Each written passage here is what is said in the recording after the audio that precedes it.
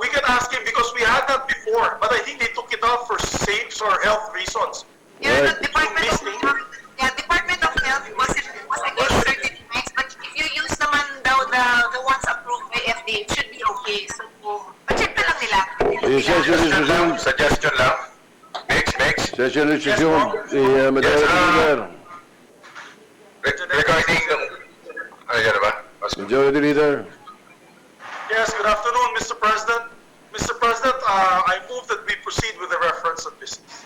Secretary will proceed with the additional reference of business.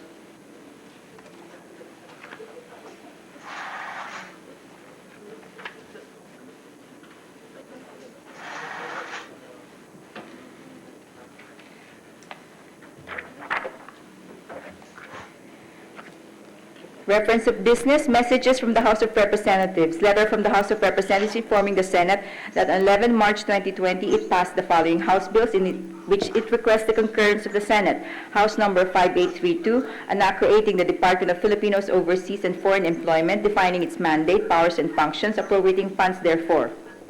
Referred to the Committees on Labor and Foreign Relations and Finance. And House number 59, entitled An Act Setting the Minimum Paid-Up Capital and Locally Produced Stock Inventory Requirements for Foreign Retail Business Enterprises, amending for the purpose Republic Act number 8762, otherwise known as the Retail Trade Liberalization Act of 2000. Referred to the Committee on Trade. Letter from the House of Representatives informing the Senate that on 11 March 2020, it adopted Senate number 640 as an amendment to House number 831, entitled An Act Increasing the Bed Capacity of the Bicol Medical Center in Naga City, Province of Camarines Sur, from 500 beds to 1,000 beds, upgrading its services, facilities, and professional health care services, authorizing the increase of its medical workforce complement, amending for the purpose Republic Act number 8053, and appropriating funds therefore. To the Archives. Letter from the House of Representatives informing the Senate that on 11 March 2020, it concurred with the Senate amendments to the following House bills. House number 1477, entitled An Act Upgrading the Caraga Regional Hospital in Barangay Washington, Surigao City, Surigao del Norte, into a tertiary level hospital, increasing its bed capacity from 150 to 500 beds and appropriating funds therefore. House number 1799, an act renaming the Talisay District Hospital in Talisay City, Province of Cebu, into Cebu South Medical Center and appropriating funds therefore. Amending for the purpose Republic Act number 7799, titled An Act Establishing a District Hospital in the Municipality of Talisay, Province of Cebu, to be known as the Talisay District Hospital and appropriating funds therefore. And House number 5871, an act upgrading the Maria L. Elizar District Hospital in the Municipality of Tagkawayan, Province of Quezon, into a Level 3 General Hospital to be known as the Maria L. Elizar General Hospital under the direct supervision and control of the Department of Health and appropriating funds therefore. To the Archives. Letter from the House of Representatives informing the Senate that on 23 March 2020, it adopted Senate number 1418 as an amendment to House number 6616, an act declaring the existence of a national emergency arising from the coronavirus disease 2019 COVID-19 situation and a national policy in connection therewith, and authorizing the President of the Republic of the Philippines for a limited period and subject to restrictions to exercise powers necessary and proper to carry out the declared national policy and for other purposes. To the Archives. Resolutions, PS Resolution number 391. Resolution directing the Senate Committee on Basic Education, Arts and Culture to conduct an inquiry in aid of legislation to determine the impact of the COVID-19 pandemic to the country's basic education system, identify and address the issues and challenges confronting the government in public and private educational institutions, the parents, teachers, learners, and other stakeholders for the purpose of crafting legislation that would ensure an immediate effect and efficient government response, including recovery and transition measures during the COVID-19 pandemic, thereby mitigating its impact and providing for a sustainable and resilient education system in emergencies, introduced by Senator Gatchalian. To the Committee on Basic Education.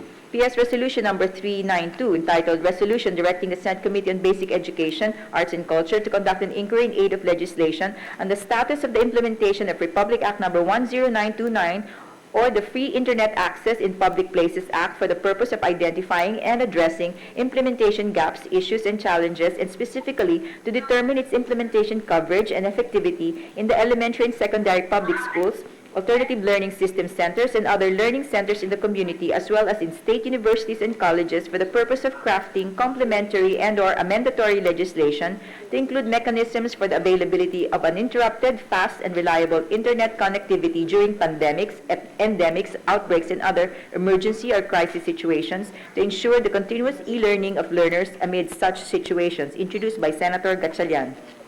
To the Committees on Basic Education and Science and Technology. PS Resolution Number 393, resolution urging the Committee on Sustainable Development Goals, Innovation, and Futures Thinking to conduct a hearing in aid of legislation on the effects of the COVID-19 pandemic on various sectors, their innovations and strategies to prepare for and adapt to the new normal, and their action plans to prepare for all possibilities and outcomes. Panel.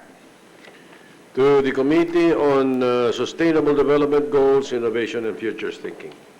Committee reports. Committee report number 84, prepared and submitted jointly by the Committees on Higher, Technical and Vocational Education and Labor, Employment, and Human Resources Development on Senate number 1513 with Senators Lapid, Revilla Jr., and Villanueva as authors thereof, entitled An Act Integrating Labor Education in the Tertiary Education Curriculum, recommending its approval in substitution of Senate numbers 278, 1205, 1218, taking into consideration House number 4466, sponsor Senators Villanueva, Revilla Jr., and Lapid. To the calendar for ordinary business. Committee report number 85, submitted by the Committee on Higher, Technical and Vocational Education on Senate number 1216, introduced by Senator Villanueva, entitled An Act Declaring May 18 of every year as the National Higher Education Day, recommending its approval without amendment, taking into consideration House number 4851, sponsor Senator Villanueva. To the calendar for ordinary business. Majority Leader, were you informed by Senator Tolentino that he was seeking the floor? By the way, Yes, for Mr. the President. record, we have Senator Tolentino with us here in the plenary session and plenary hall. May we hear from the Majority Leader and who are joining us Yes. in the teleconferencing?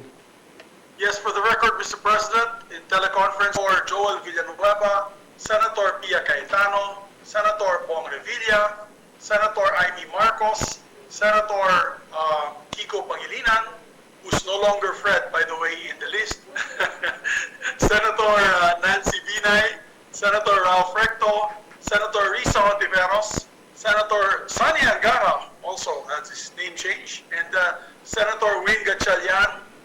We had earlier Senator Grace Poe as well, Mr. President. All right, thank you, Majority Leader. So, Sorry, my apologies, Senator Ping Lacson. My apologies. Very significant. Thank Sorry, you. Mr. Ping. You're in the corner kasi nalagpasan po kita pagbilang. we My take note apology, of my apologies. the manifestation of the Majority Leader. And so, with your permission, the Majority Leader would like to recognize Senator Francis Tolentino for a point of personal and collective privilege. Thank you, Yes, Mr. President. may we recognize Senator Tolentino for his privilege. Senator Tolentino. Thank you, Mr. President. Thank you, Majority Floor Leader. Mr. President, I rise today in defense of the Senate as an institution that has stood firm and steadfast, independent and united, and loyal to the Constitution and to the Filipino people. Throughout our history, Mr. President, even prior to World War II, when our countrymen have looked for ways to uphold the principles of our Constitution and to solve their problems, even during desperate moments, many times they have turned to the Senate, the Philippine Senate. Noong World War II po, Mr. President, napakaraming senador ang kinulong, meron pa hong na-execute si Senator Jose Ozamis. We are now confronted with what perhaps is the most challenging chapter in contemporary Philippine history. COVID-19 continues to cripple the world in ways that seem unimaginable, yet are now painfully unfolding before our very eyes. Even economies of the world, perceived to be strong and stable, have been shaken by this disease.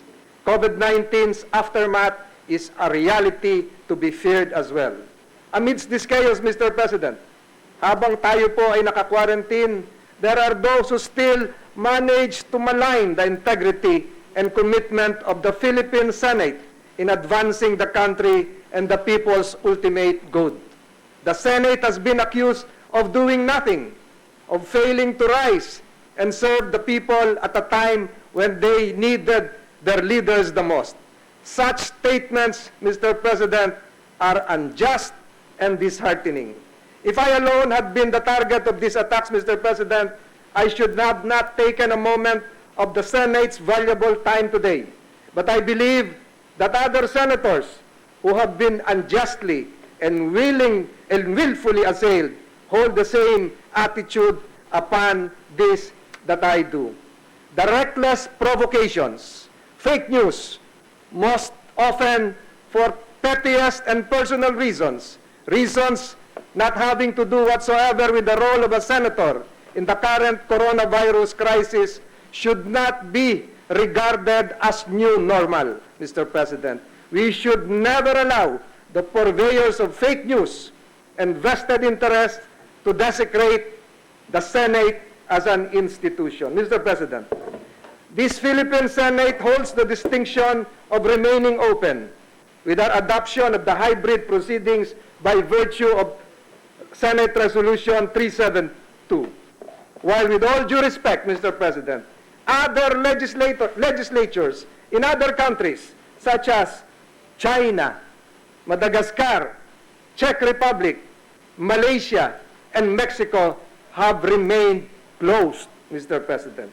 I rise today in recognition of the efforts and sacrifices made by our colleagues here in the midst of this pandemic. 3 of our colleagues were affected by the coronavirus. 20 of our staff members were likewise tested positive the other day, Mr. President. Lastly, I rise today to give a highlight of the accomplishments of our colleagues here, Mr. President, starting with the landmark measure that laid down the framework for the recovery and rehabilitation of the country. We started, Mr. President, last February 4, 2020, when we held a health committee hearing to tackle the coronavirus. Thereafter, Mr. President, on March 23, 2020, we adopted the Bayanihan to Heal as One Act, Republic Act 11469. Bakit po sinasabi nila na wala pa rin ginagawa ang Senado? Not only recognizing the present, but foreseeing the future needs of our countrymen and the economic fiscal measures needed to boost the economy beyond the COVID-19 pandemic, our colleagues have crafted pieces of legislation which aim to help our country into moving forward as we usher into the new normal. To follow is not an exhaustive and comprehensive list, but I hope this gives justice to the hard work of our colleagues. The Senate President filed resolutions honoring and commending our frontliners against COVID-19 through PS Resolution 351 and calling for an investigation on the status of the implementation of the national ID system to aid the faster distribution of subsidies in this time of pandemic through PS Resolution 352. I also understand that the Senate President has filed a bill calling for the amendment of the current law relative to the adjustment of the school calendar. Senator Ralph Recto, our resident economist, yesterday has been calling for the formation of the Committee of the Whole to tackle on the macroeconomic perspective what this country will face.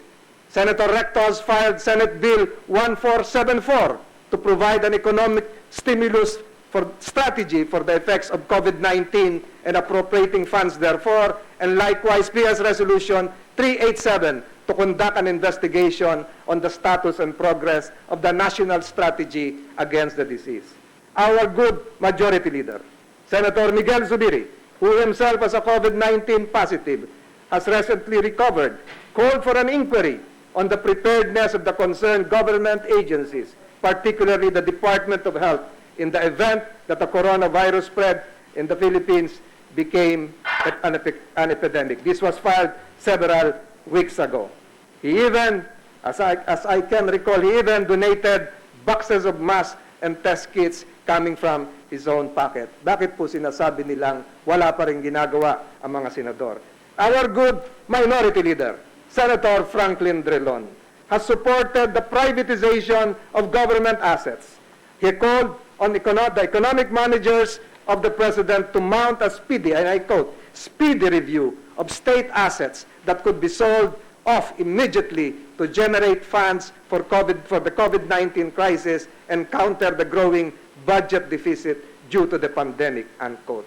Senator Sani Angara did not let his COVID-19 positive condition to deter him from his duties and filed Senate Bill 1417, calling for an appropriation of 108 billion pesos for a 2020 fiscal stimulus package to address the pandemic's economic impact, Mr. President. Senator Nancy Binay suggested the formation of teams of trained COVID-19 trackers, and she mentioned this even during the February 4, 2020 hearing, that could be the key to curbing the spread of the virus in communities as the country transitions from enhanced community quarantine, ECQ, to general community quarantine, GCQ. She also urged the government to shoulder the cost of cremating the remains of COVID-19 victims. Senator Nancy Binay, as I heard yesterday, has been calling for tourism committee hearings. Senator Pia Cayetano, aside from leading the formulation of the Bayanihan to Heal as One Act Bill, Senate Bill 1442, then providing for the establishment, filed Senate Bill 1142, providing for the establishment of additional quarantine stations, grounds, and anchorages, and Senate Bill 63 for priority health infrastructure. She also serves as a liaison to the interagency task force. Senator Bato de la Rosa, while quarantined in Davao, has been helping his constituents in the region, likewise filed Senate Resolution 364, commending all frontliners and essential workers who risk their own health and safety in order to serve their fellow Filipinos in the midst of COVID-19 pandemic. Senator Win Gatchalian called on the government to look for ways to ease payment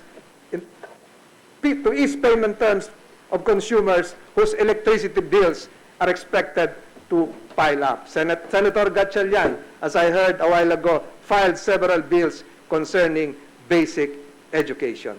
He even went to several municipalities in Bulacan as well as in Camanaba area in Metro Manila. My good friend Senator Bongo has filed Senate resolution urging the executive department to formulate and implement a Balik Probinsya program. Senator Bongo has never left Metro Manila and probably is no longer well versed in the Visayan language when he returns to Davao. Senator Richard Gordon, through his role in the Red Cross, has facilitated the entry of thousands of test kits and donation of personal protective equipment in the country for our frontliners. The Red Cross, as we know, is now leading the testing kits measures for our countrymen. Senator Riza Ontiveros filed Senate Resolution number 1436, Senate Bill 1436, or the Mandatory Protection of Health Workers, Frontliners, and Patients Act, which aims to address threats and acts of violence and harassment against health workers and patients in the respective communities. My kababayan, Senator Ping Lacson, called on the utilization of unused 2019 funds of the government for the COVID response. Along with Senator De La Rosa, he backed the proposal to sell military golf courses for additional COVID-19 funds. Senator Lacson is now very knowledgeable and has acquired the lingo of doctors and epidemiologists, Mr. President. Senator Lito Lapid filed Senate Bill 1503 to institutionalize a mechanism for the mandatory and expedited disposition of abandoned imported goods for the poor and underprivileged in times of calamities and national emergencies. He also pushed for the establishment of information centers during times of calamities and other emergencies under his bill, Senate Bill number 1507. Senator Amy Marcos likewise filed several economic measures such as Senate Bill 1414, or the establishment of the emergency response and recovery package to counter COVID-19 entitled Pag-asa, Alaga, sustento at angat sa panahon ng COVID-19, and Senate Bill 1429 in order to grant full tax benefits to the nations provided during a state of calamity. And I personally know that Senator Marcos is behind the push for the revival of the Kadiwa centers to provide affordable basic goods for our people. Senator Manny Pacquiao proposed in Senate Bill 1461 the enforcement of measures to mitigate the spread of contagious diseases in the community and select public establishments. He aims to file a new normal bill which will set guidelines on how day-to-day activities from business operations to the conduct of government agencies will run in an environment reshaped by the global pandemic. He was the one, first, Senator Pacquiao, to donate thousands of rapid test kits and facial masks to the Philippine National Police. Bakit sinasabi pa rin nila na walang ginagawa ang mga senador? Senator Francis Kiko Pangilinan urged the extension of government cash aid program for formal sector employees and OFWs who were displaced due to the work stoppage during the coronavirus crisis. Ito naman po ngayon ang ginagawa ng DOLE. Senator Coco Pimentel, who was himself a COVID-19 positive and has recently recovered, called on the DOH to issue childbirth protocols during the pandemic as pregnant women are one of the most vulnerable at that time. Senator Grace Poe proposed in Senate Bill 1450 the creation of a Center for Disease Control to strengthen national preparedness and response to public health emergencies. Senator Grace Poe will conduct a hearing next week, as I heard, relative to bus operators. Senator Bong Revilla filed Senate Bill 1512, calling for the establishment of the Philippine e-health system in the delivery of health services with the use of information technology throughout the country, and has likewise donated sacks of rice to the needy. Senator Joel Villanueva, who continues to champion the rights of the workers in the midst of the pandemic, has filed Senate Bill 1453 to grant hazard pays in critical industries during a state of calamity or emergency. He likewise championed the grant of payment to our JOs and casuals. Senator Cynthia Villar reiterated her call for the government to promote home gardening and backyard farming as a way to help citizens attain food security. She also recommended labor-intensive sectors such as agriculture, manufacturing, and construction to ensure stable food supply and provide displaced workers amid the extended enhanced community quarantine. Even Senator De Lima, I was informed, filed several bills relative to COVID-19. Among the other measures filed by our colleagues is Senate Resolution 362, which called for the resignation of the DOH chief, which shows that we know and feel very much the reality of the situation posed by the pandemic. The most recent measure, and I had mentioned this a while ago, Mr. President, is Senate Resolution 372, which calls for the adoption of hybrid proceedings by combining teleconferencing and in-person attendance by senators in the session. Mr. President, yung sinasabi po nila na wala daw pong ginagawa ang Senado, ang sagot po dyan ay no. The Senate has not remained silent, nor has it succumbed to inaction. Allow me to congratulate our colleagues of this august chamber who, despite the risk, despite the ill health, despite unjust accusations, remain anchored to the mandates of the Senate in the pursuit of the welfare of our countrymen. As we look to the future, after this coronavirus pandemic, Mr. President, people will still rely on the Philippine Senate as the bedrock of innovative solutions, to the looming recession, unemployment, possible fiscal problems, stretched health systems, and depleted government resources, and even closed small business establishments, not to mention hundreds of grieving families thus far. Recovery will be a long road, Mr. President. Months and even years to travel. But the greatest danger, Mr. President, is not the lack of funds or resources. The greatest danger is when voices will sow distrust amongst us to satisfy private interest. If that happens, Mr. President, who will then speak for the Filipinos? Who will stand for the marginalized? It is the Senate, Mr. President. Hence, we ought to remain solid and strong. Gat Andres Bonifacio once said, reason tells us to be united in sentiment, thought, and purpose in order to have the strength to combat the prevailing evils in our country. Salamat po, Mr. President. Thank you, Senator Tolentino, for expressing the voice of some of our colleagues who may not have mentioned such achievements or what they have been doing for the country. The senators have a habit of just helping and not bringing media tagging along everywhere they go. It has been a Senate practice even before.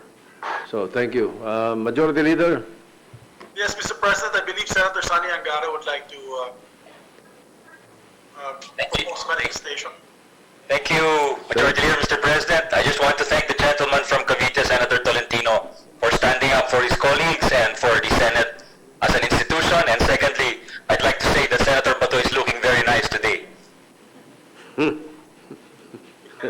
Yeah. Mr. President, Very good we also manifestation, recognize- but I doubt if he's willing to stand up. Yes, Mr. President, we'd like to recognize also Senator Amy Marcos, Mr. President. Senator Jaime Marcos is recognized.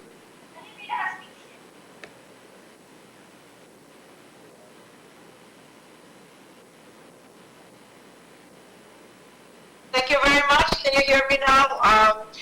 Senate President and Majority Leader, I'd like to congratulate and thank our colleague and party mate, Francis Tolentino, sa kanyang talumpati na pinagtatanggol ang ating institusyon ng Senado. Tulad ng sinabi ni Ako Presidente, talagang hindi kaugalian ng ating mga senador na pinapitahin pa ang tulang nila, kundi tuloy-tuloy lang sa kawang gawa. Maraming salamat po. Thank you. Majority Mr. Leader? President, yes, may I add as well? I'd like to thank Senator Tolentino for giving that impassioned speech, sharing the sentiments of all the senators. We've all done our job. We've all done our work. Some of us a bit silently, more than others. But definitely, Mr. President, we were doing our jobs while we were in lockdown, either to our districts, either to our provinces, our regions, or our legislative work as well. So I thank Senator Tolentino for fighting for the Senate at this time. At least for the record, the people can see that individually and collectively, we have done our share to be able to help fight this COVID pandemic, Mr. President. May we recognize, Mr. President, Senator Grace Poe, as well as Senator Gatchalian after. Senator Grace Poe is recognized. Mr. President, I'd like to thank also Senator Tolentino for recognizing all of our efforts. Although I belong to the majority, I am glad that he also included all the accomplishments across party lines. Thank you for doing that and also for defending the institution. That's all, Mr. President. And I love your comment about Senator Bato not probably wanting to stand up. I think all of us are in the same situation. All right. Majority Leader? Senator Gatchalian, sir. Senator Gatchalian. Senator Gatchalian, yes. Yes, mabilis lang, Senate President. I would like to thank also Senator Tolentino for giving dignity to the Senate. And alam niyo, marami sa atin ay nagtatrabaho kahit na walang pinapakita na pagbongga o pinapakita sa media, matahimik lang ginagawa yung trabaho natin. And maraming salamat, Senator Tolentino.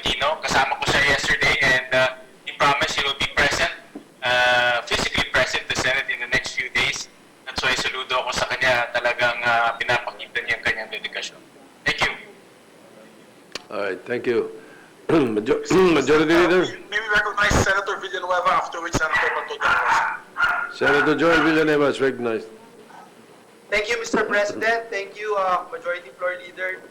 Just like to place on record and commend the valedictory speech of our dear colleague, gentleman from Cavite, Senator Francis Tolentino. Perhaps, Mr. President, it's also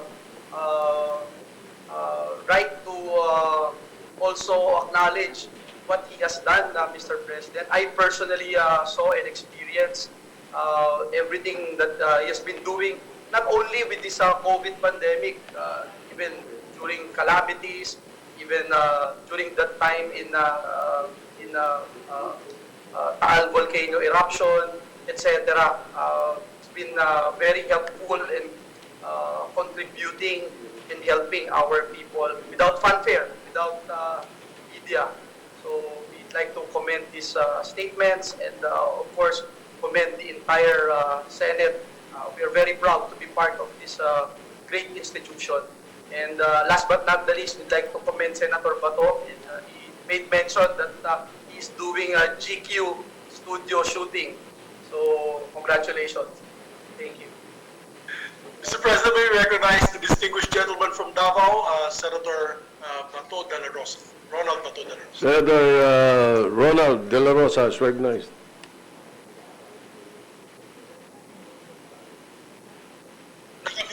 Nakamute po kayo, Sir Bato. You're in mute, sir. Thank you, Mr. President. I would like to thank also my seatmate and my party mate, Senator Tolentino. I am so happy that he takes the cudgel of defending the silently working members of the Senate.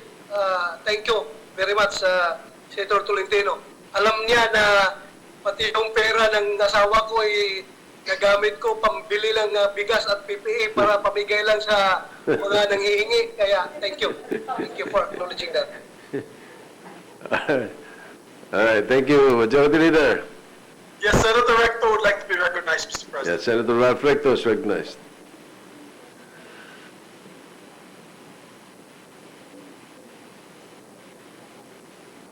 You're on mute, Sir Ralph.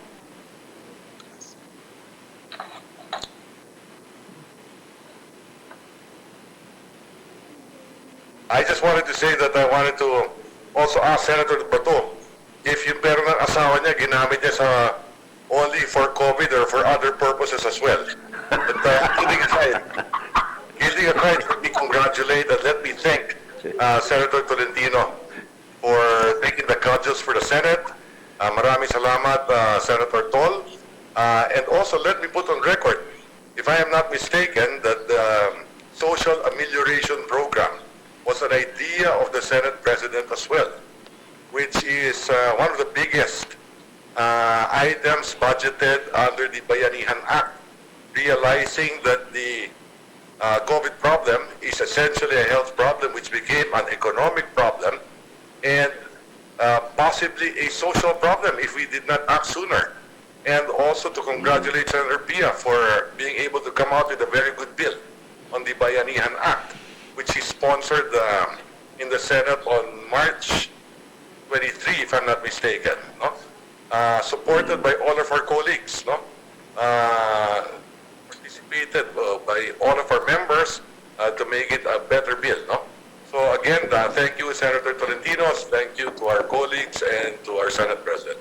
Maraming salamat. Thank you. Thank you likewise, Senator Recto. So, Majority Leader, there is a... Thank you, Mr. President. We can move on with our agenda, Mr. There is a President. fourth additional reference of business, if you don't mind. Yes, may we recognize Senator Bong Revilla. Senator Bong Revilla is recognized. Yes, thank you, Mr. President. I would like to add my voice in thanking Senator Tolentino, my kababayan, na para tumindig para po sa ating lahat. This is a time para magtulungan, magbayanihan at hindi maggibahan. Alam natin ang hirap ng bawat isa, tinataya natin ang buhay natin para sa bayan, at hindi na tayo papayag basta-basta tayo durugin inuman. Basta tayo lahat po ay para sa bayan,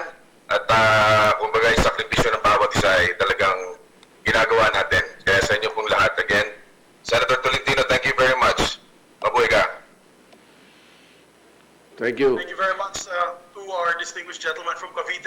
We'd like to also recognize, Mr. President, those who came in after what I mentioned, the names I mentioned earlier. We have with us as well Senator Manny Pacquiao and Senator Richard Gordon. May we recognize Senator Manny Pacquiao, sir? Senator Manny Pacquiao is recognized. May we ask him to unmute his computer? Thank you.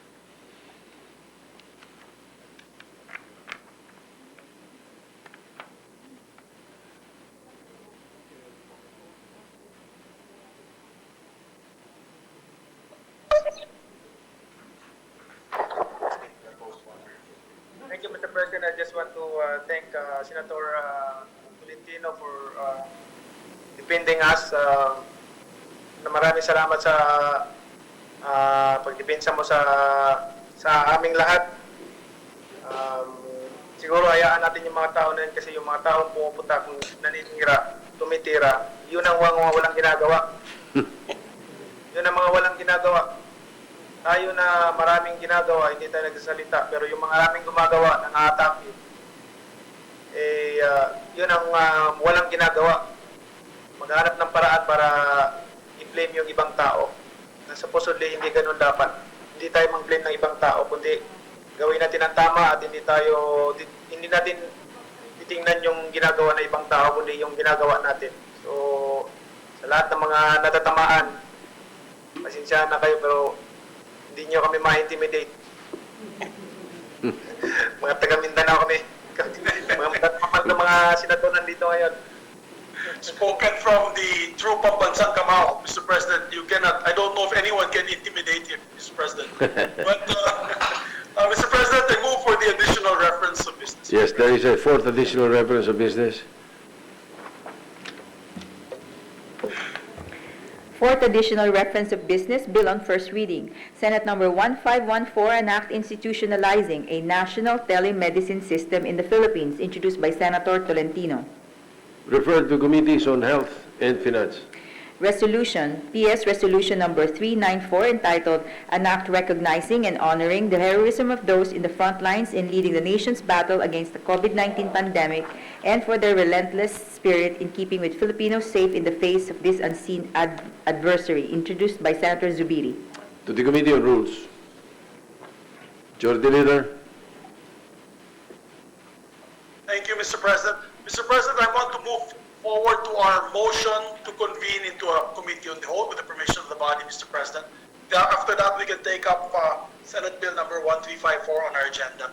So, Mr. President, in yesterday's session, Senate President Pro Tem Ralph Recto proposed that the Senate constitute itself into a committee of the whole so that the chamber may be informed and appraised of this at the soonest possible time by the Executive Department of the status and progress of the national strategy to address the coronavirus disease or COVID-19. The proposal of the Senate President Pro Tempore was supported by a number of our colleagues, particularly our Minority Floor Leader, Senator Franklin Drilon, Senator Pia Cayetano, Senator Villanueva, Senator Binay, and several others. We also concur with the proposal of the Senate President Pro Tempore that it would indeed enable the Senate, when it sits as a committee of the whole, to thoroughly scrutinize the issues and matters at hand and to immediately consider proposed actions and policies to address and further avoid the problems brought about by the coronavirus disease pandemic. Under our rules, Mr. President, Rule 10, Section 14 states, whenever necessary, special committees shall be organized and the membership jurisdiction of which shall be determined by the Senate President. With that, Mr. President, I move that we constitute the Senate as a committee of the whole, with the Senate President as its chairman, who shall preside over its meetings and hearings. I so move, Mr. President. All right, any objection? Chair hears none. The motion is approved. The Senate is constituted as a committee of the whole. Thank you, Mr. President. Since we have now constituted the Senate as a committee of the whole, and our Senate President being the chairman of the committee of the whole, we leave it up to you, Mr. President, to decide what time we start on Monday, as well as the cluster meetings that we will call for to present their COVID-19 strategy, Mr. President. Can I first get the perspective of our colleagues? Would you like the session first, or would you like the committee of the whole convened before the session at 3 o'clock? Maybe, Mr. President, we can adjourn today at an earlier time. I mean, we can adjourn today and come back in an earlier time on Monday, so we can at least start session, get our roll call over and done with, and then convene into a committee of the whole, Mr. President, so that we can already get the roll call vote ahead of the committee of the whole. All right, so if you are talking of convening For the committee of the whole. and then converting into a committee of the whole thereafter, then perhaps ideally we should start around 1:30? I'm all right, Mr. President, with 1:30 because Any it's a very objections? Any long objections topic, Mr. from the President. colleagues? 1:30, the minority leader? Do I see you nodding, or? Yes, Mr. President, I support the proposal to have a session at 1:30, and then afterwards we constitute ourselves and call the committee of the whole to a hearing. All right, thank you, and there will be a roll call at 1:30 for the record, and then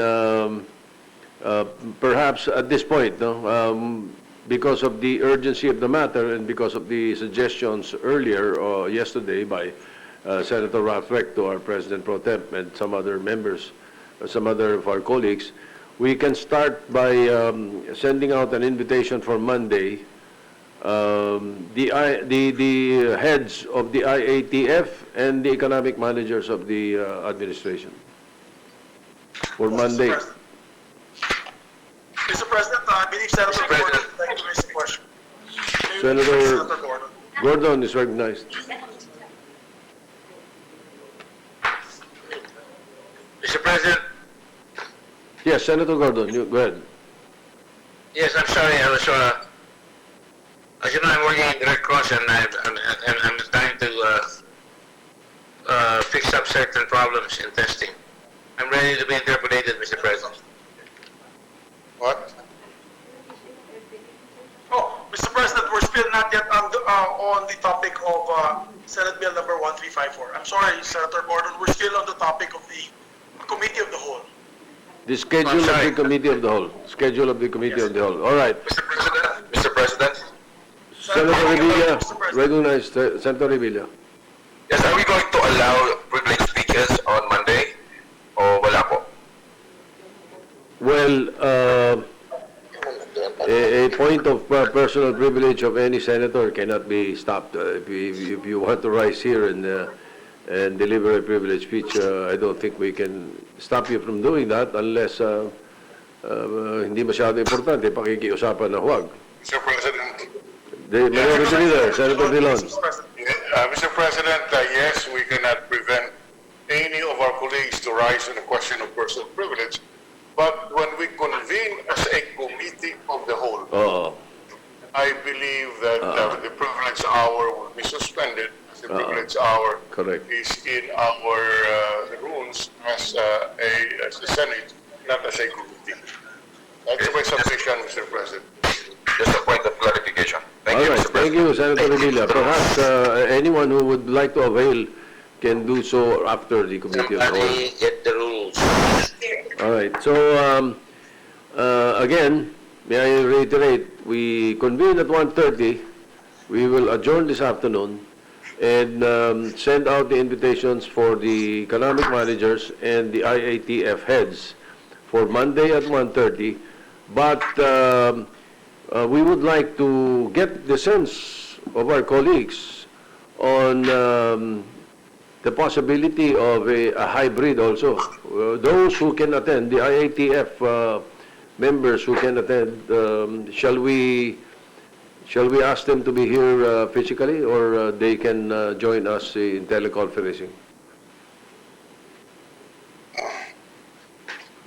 Mr. President, Yes, I would Majority like Secretary Galvez, and the more important cabinet secretaries can attend in the session.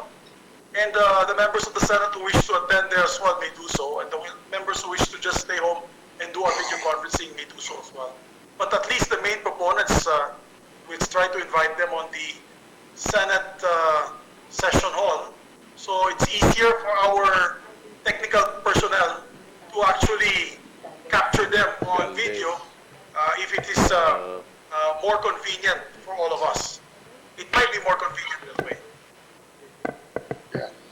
All right, but in case any of the members of the IATF and the economic managers cannot make it physically, perhaps if with your consent, we will allow them to take a teleconference Yes, Mr. also, President, but absolutely. as much as possible, the heads be here present physically.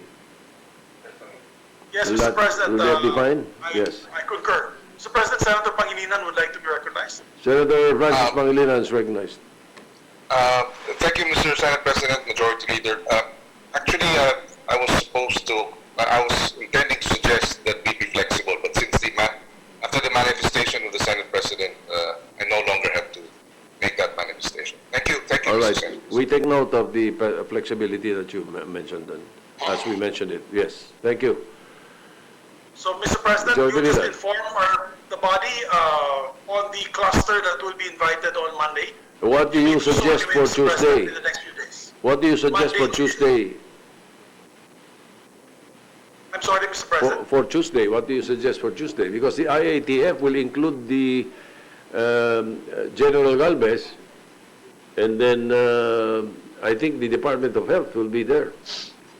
I believe if we do on Monday, Mr. President, the most important departments would be the DOH, Department of Health, DILG, as well as the IATF composition, Secretary Galvez and his task force. DSWD. And I guess the economic, would you want to also invite already then the economic managers like the DBM, the DOF, And NEDA. the NEDA? And then, all right. All And then right. on Tuesday, Mr. President, the cluster could be for the fallout naman, DA, the DTI, DOT.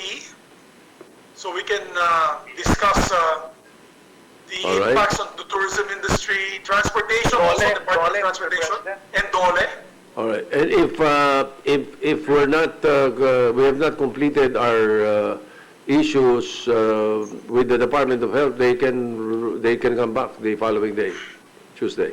That's correct, Mr. President. Mr. President, may we recognize Senator Nancy Binay. Those who raised their hands, Senator Nancy Binay, after which Senator Villanueva, and then Senator Recto. Senator Nancy Bina is recognized.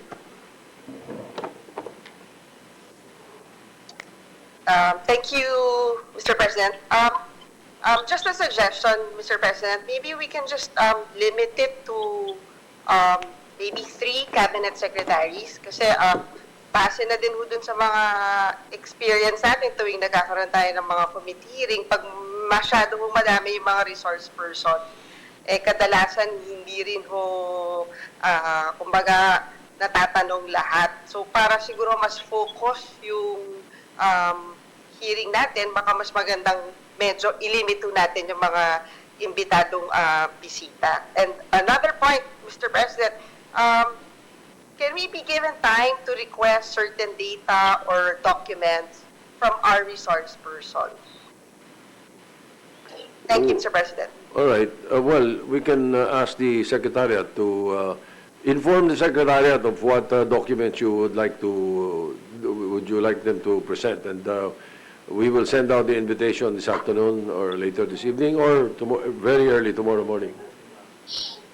Thank you, Mr. President. There's the minority floor leader is raising his hand, but sir, we have a list of 2 other senators online. Yes. Villanueva and Senator Recto. Senator Villanueva, Mr. President, would like All right, to Senator Villanueva. Thank you, Mr. President. Thank you, Majority Leader. It's the same issue that I'd like to raise. Perhaps we can limit it to 1, 2, or 3 cabinet officials. I agree with that because if we talk about the entire, for example, interagency task force, I don't think 1 or 2 days is enough for all the members of the Senate to air their concerns. So that's just my suggestion, Mr. President. Thank you. If I may suggest, Majority Floor Leader. Yes, Mr. President, Senator Go. Online is Senator Recto and Senator Drilon, Mr. President. And then with the permission of Senator Go after, if it's all right, Mr. President. So who do you want to recognize, Majority Senator Leader? Recto muna, Senator Recto is afterwards, recognized. Minority Floor Leader, and then Senator Bongo.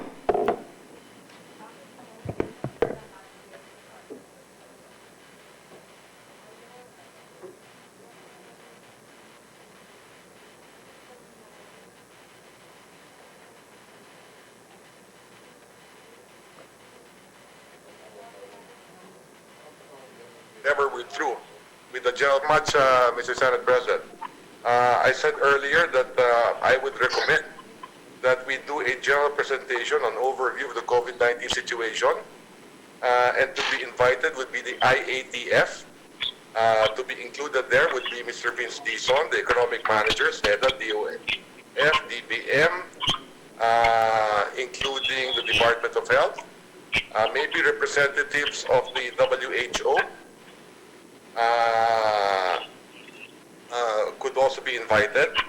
And when we're done with that, maybe the next should be the health department and academe and members of the science community with regard to the issues on health. Dahil marami dito health eh. I'm sure we will get an update on COVID-19 cases. There will be discussion on testing capacity, contact tracing, isolating patients, treatment, so on and so forth. So madaming issues of the health. And then thereafter, I would assume an overview of the economy, including GDP forecast, so on and so forth. Thereafter, we can invite specific departments naman. That would be my recommendation, such as those affected like the DTI, the Department of Tourism, the Department of Labor, so on and so forth, for an orderly deliberation, Mr. President. All right, so let's go to the Monday proposal first. Who do we want here on Monday? IATF, and economic managers. Is that it? That's correct. That's my proposal, Mr. President. For Monday. That we should cluster the presentation. But I would like to think that, first, I agree, an overview first on Monday. And very important to me would be the economic managers, the health. The rest, can be clustered with any of the three. So an overview, health, and finance, economic managers. Otherwise, we should not limit ourselves to just 2 days. I know there's nothing in the agenda that can be tackled later, but the IATF is very critical. They are the source of information, and therefore, I would suggest that we have the overview suggested. Thank you, Mr. President. All right. So for Monday, let us confine it to the IATF and the economic managers. When we say economic managers, we pertain to DOF, DBM, NEDA. All right?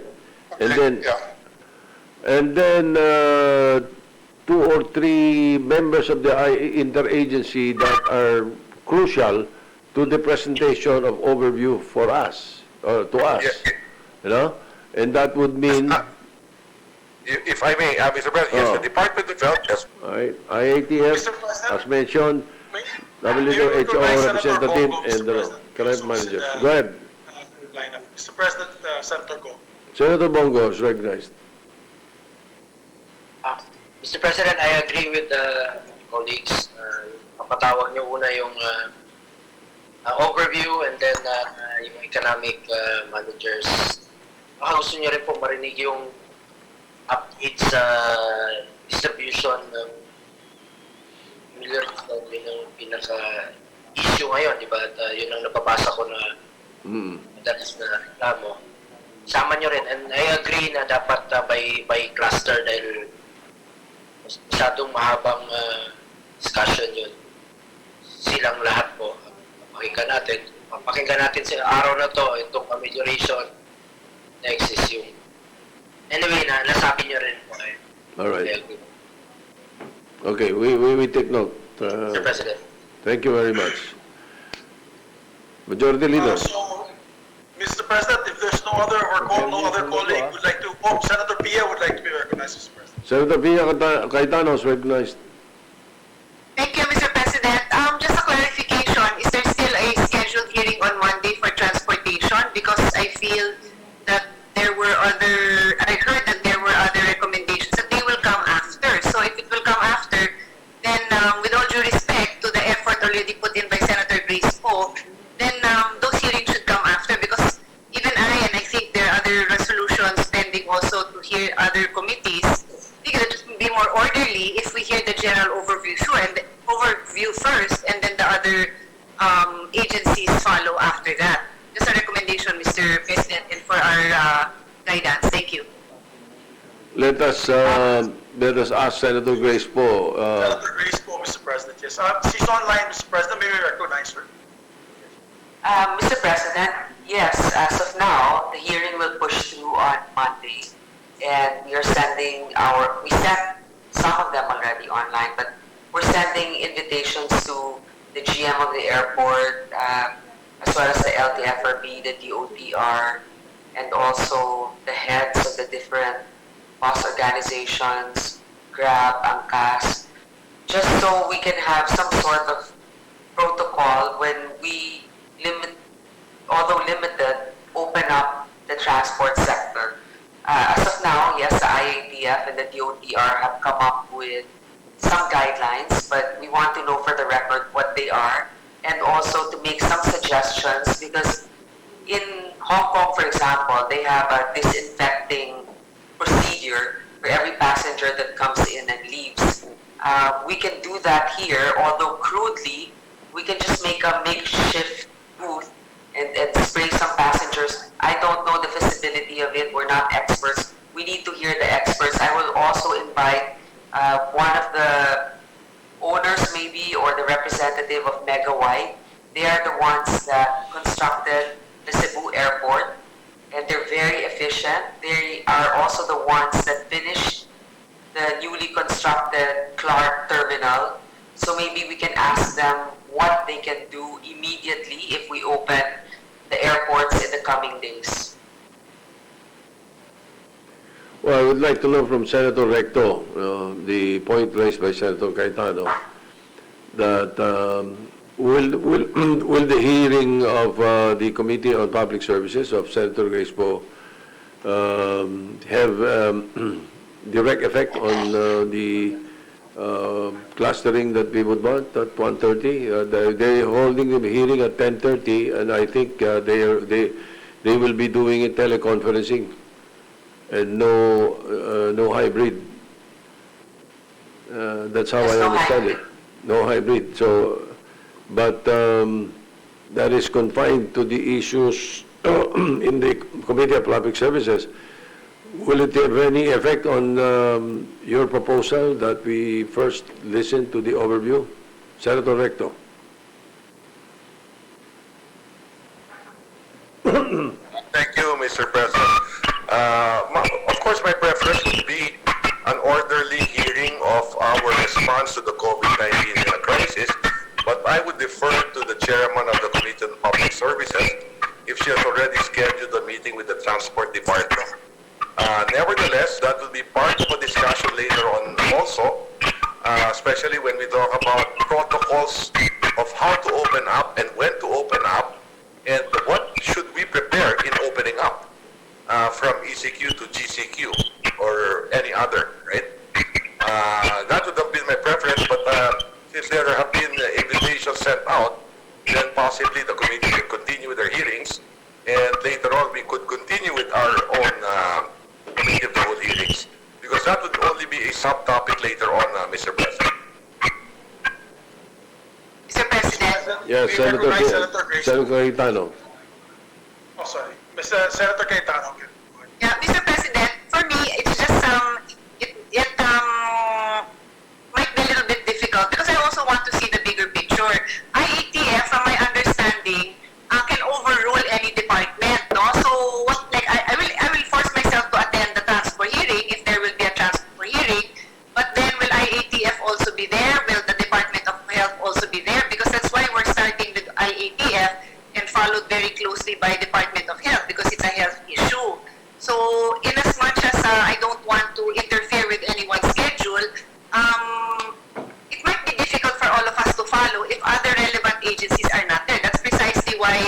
the Senate President Pro Tem was requesting that the key people will be there when we start our committee of the whole. So that's all. Otherwise, we will all be forced to go there and then maybe suspend because the other agencies are not there or go back to. So I'm just trying to look for order. Also because we will not have our own hearings on relevant issues to COVID precisely to align with the direction of the Senate. Otherwise, at some point, all of us can just go on and have our own hearings, which have somewhat different results and make it difficult for our colleagues to be attending simultaneously. So that's just my piece, Mr. President. I will comply with whatever the decision of the majority is. Thank you. May we recognize Senator Grace Poe? Senator Poe is recognized. And we would like to know if the IATF and the DOH are invited in the Public Services Committee hearing. Otherwise, if it's confined to the DOTR, then we do not have a problem. Go ahead, Senator Poe.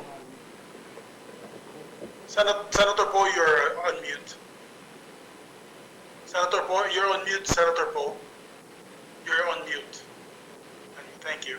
Mr. President, I'd like to thank the senator from Taguig for raising some points about having different representatives also present in our hearing.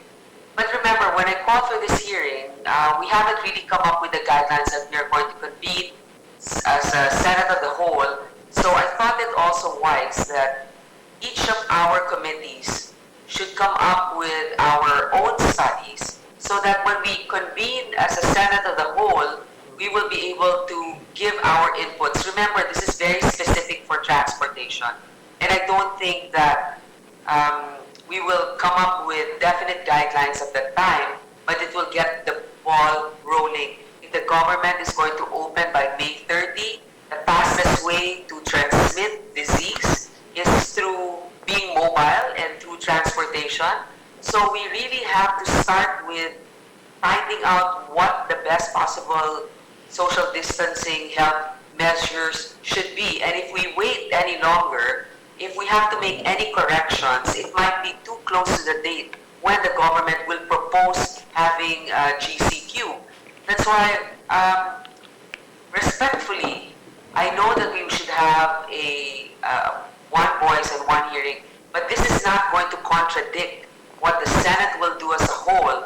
This will merely contribute what we will discuss in our hearing. So when we convene with the transport sector, we will say, this is what we discussed at this time, and then other departments can simply say, that will not work. But at least we're not going to the hearing empty-handed. Mr. President, Senator Drilon would like to be recognized. Senator Brown Drilon, Minority Leader, is recognized. Yes, Mr. President, I think we should allow Senator Grace Poe to proceed with her hearing on Monday because really the convening of a committee as a whole should not prevent any chair of the different committees to conduct their own hearings, although it would be better if we just have one hearing of the committee of the whole. But since Senator Poe has already prepared for this, let's go ahead and allow for her to continue the hearing, and then in the afternoon we proceed with the committee of the whole. And while I have the microphone, Mr. President, if we proceed with the committee of the whole, may we request the majority leader to ask those who will be invited to give us the briefing papers which they intend to use on the committee here, so that we will not be hearing for the first time, the reports. I want some opportunity to study the reports, and therefore may we request that these reports, the briefing papers that they will use, should be submitted to the Senate and electronically to all the members of the Senate by the end of office by Friday, Friday afternoon, so that we have over the weekend to study these briefing papers to prepare for the hearing on the committee of the whole on Monday. So yes. Let's let Senator Grace Poe should continue with their hearings on Monday morning, and in the afternoon we proceed with the committee of the whole. In that regard, I would request that briefing papers should be sent to us by Friday this week, so that we will have an opportunity to study that. And in the subsequent days, the same process should be followed. Thank you, Mr. President. All right. Mr. President. Anyway, we have already given the Secretariat the directive to ask for that. Senator Grace Moss is recognized. And afterwards, Senator Ortega.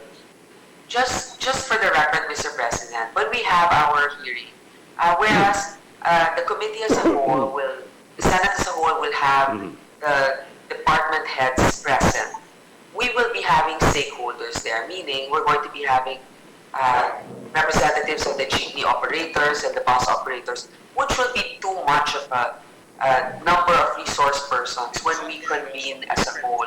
That's why we're trying to filter also the resource persons, so that when we come into the table and meet together, we have more material to present. And I've taken note of Senator Drilon's very wise recommendation that we should give the guidelines, hopefully by Friday. Of course, by Friday. So we will comply with that. So, Mr. President, if your direction is that we should not be holding committee hearings moving forward individually, I will comply with that, except that when we came up with the guidelines, I wasn't aware that we will only convene as the Senate as a whole, committee as a whole. Thank you. I don't see any problem at all, because your committee will, the topic of your committee, with the indulgence of Senator Pia Cayetano, the topic of your committee is confined to the transportation industry. And it will not be touched in the afternoon. It will not be touched by the committee of the whole. The committee of the whole will be starting with the overview, and then the economic managers. So I don't see any conflict at this point. And besides, it's already been scheduled. And we are not preventing any committee from conducting a hearing, even if the committee of the whole has already been constituted. In other days, you can convene your committees depending on whatever topic you need to talk about. And it is, as long as it's a hearing, and not inquiry or investigation. Otherwise, we suggest that you do not teleconference in that case. Mr. President, may I recognize Senator Risa Hontiveros. Senator Hontiveros is recognized. Mr. President, observing nga po na mukhang matutuloy yung hearing ng committee ni Senator Grace, gusto ko lang din i-point out na napaka-urgent at importante din yung paksa na tatalakayin niya sa ating sektor ng paggawa. And perhaps our chair of the Senate Committee of Labor, Senator Joel, would also have some points about this. Nire-raise din po ng mga kasama natin sa labor sector na bukod sa safety at work, kapag babalikin na sila sa trabaho sa kanilang mga workplaces, bukod pa po doon, they are urgently concerned about their safety in transit. So ito pong usapin ng safety and health habang sumasakay sila sa public transportation systems will be very important to tackle also and hopefully answered in the hearing of Senator Grace's constitution. So, yun lang po. Salamat na, Mr. President. All right, thank you. Majority Leader? May I recognize Senator Joel Villanueva, Mr. President. Senator Villanueva is recognized. Thank you, Mr. President, and thank you to our distinguished colleague from Macbayan, Senator Ontiveros, for pointing that out, because we also filed some resolutions and bills already referred to the Committee on Labor and Human Resources Development. I'm glad that the Senate President clarified that issue, that despite the fact that we will be convening as a committee of the whole, we are also allowed to call committee hearings in our respective committees. But we will differ first, perhaps, Mr. President, distinguished colleague from Macbayan, to hear the general presentation of the inter-agency task force. We are also aware of the fact that there are so many labor issues, including that of what happened to the decision of interagency task force to open up or removing that or lifting that quarantine doon po sa sector ng Pogo, because yesterday, just to put on record also and for the information of the body, yesterday in Makati, there were about 50 plus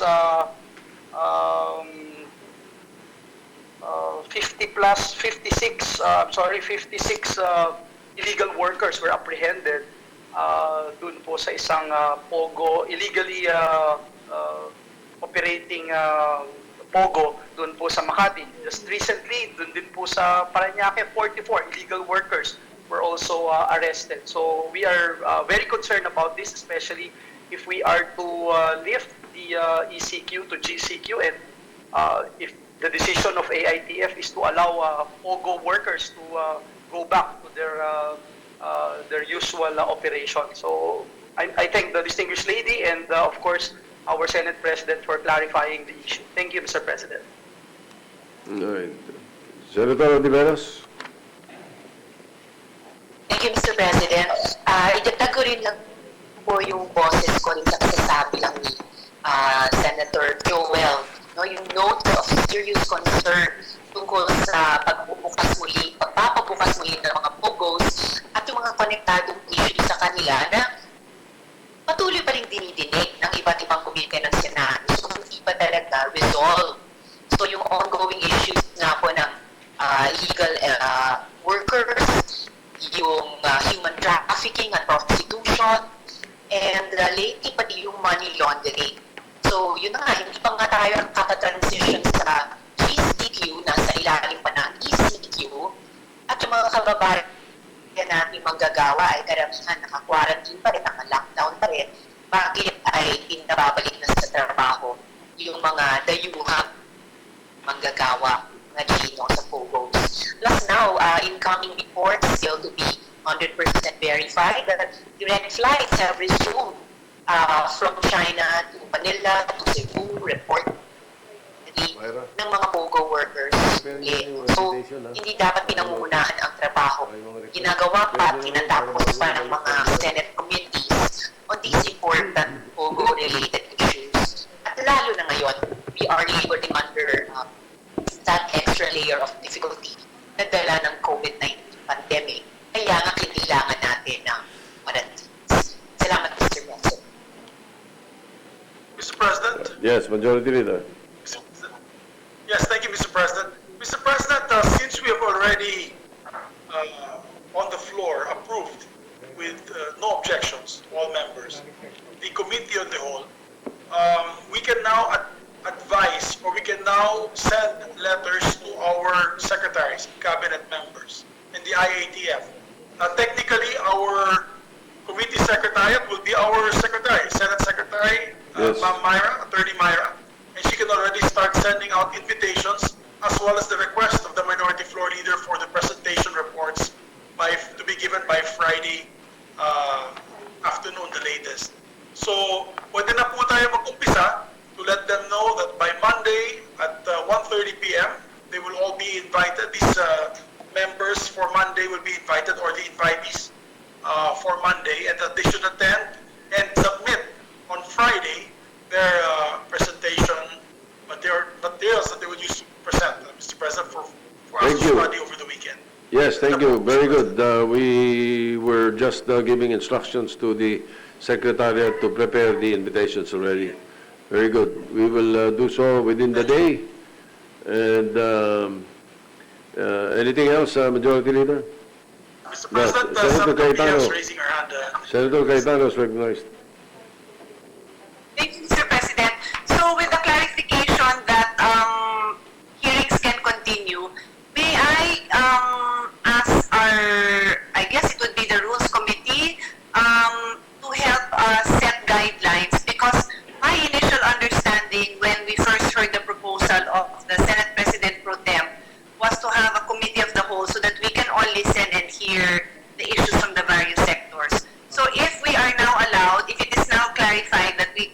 hearings outside of the scheduled committee of the whole. First question is, can we coordinate the schedules? Because I, for one, would like to attend all. But if I receive a notice tomorrow or this afternoon that there are 3 hearings on Monday, 3 hearings on Tuesday morning, and then makakahiya na use that opportunity to attend and learn during those hearings. So I'd like to have set guidelines, especially if it's COVID related, because I think we all want to attend. And I definitely am looking forward to the hearing of Senator Grace Po. I'm happy that matutuloy siya. But I don't want to see conflicts in the days to come. Second question, do we intend to have our committee of the whole until Thursday, just so that we know if it includes Thursday and it will always start at 1:30, then only the mornings are free for hearings. And should we open up for Friday? I think it should be something that we all are comfortable with, just so that I feel that a lot of us would like to be attending, so that we are properly guided. Thank you. All right, the minority leader is recognized before the chair or the presiding officer reacts. Go ahead. Thank you, Mr. President. Yes, while we recognize the prerogative of each chair to convene their committees, may I appeal to our colleagues who are chairs of the committees to defer any committee hearing while we are convening as a committee of the whole. Because you will appreciate, Mr. President, that it is extremely difficult for us to be attending several committee hearings on the pandemic, on COVID-19, conducted by the several committees. I think there is no harm if we ask our colleagues after Monday to refrain from calling committee hearings relative to the COVID-19 as we are having a committee of the hearing of the whole. That is, of course, an appeal, and it can be disregarded by the committee chairs. Thank you very much, Mr. President. No, thank you. We see the point. Now, I really don't see any problem because the committee of the whole has a very short lifespan. This is not forever. And as a matter of fact, we will probably be convening the committee of the whole during session time. So you can conduct your hearings on more or not, not in the Monday, Tuesday, or Wednesday, well, except the public services that's already been scheduled. So you can schedule after Wednesday, perhaps. That'll be fine. As I said, the committee of the whole has a very short lifespan. It will always have a sunset provision after we hear already or after we try to prepare a committee report. Yes, Mr. President, I'd just like to put on record, if I may be recognized, Mr. President. Yes, the majority leader. Just for the record, we have 8 resolutions that were filed and were referred to the proper committees. And these are all COVID related. There's resolution number 389, Philippine upstream, midstream, downstream oil and gas sector. I believe this is in the Energy Committee of Senator Gatchalian. Senate Resolution number 384, On-Site Assistance Program for OFWs. This is the Labor Committee. Senate Resolution number 377, this is about the lockdown on COVID-19. Senate Resolution number 375, Pass or Drop Grading System. I believe this is for the DepEd and higher education and basic education. Senate Resolution number 361, this is the electric power industry on COVID-19. That's on Senator Gatchalian. Senate Resolution number 357 and 356. This is about debt moratorium on COVID-19 pandemic. I believe this is Senator Marcos, Amy Marcos, possibly. Senator Resolution number 345, which is an inquiry economic impact on the novel coronavirus outbreak. And Senate Resolution number 335, emergency finance.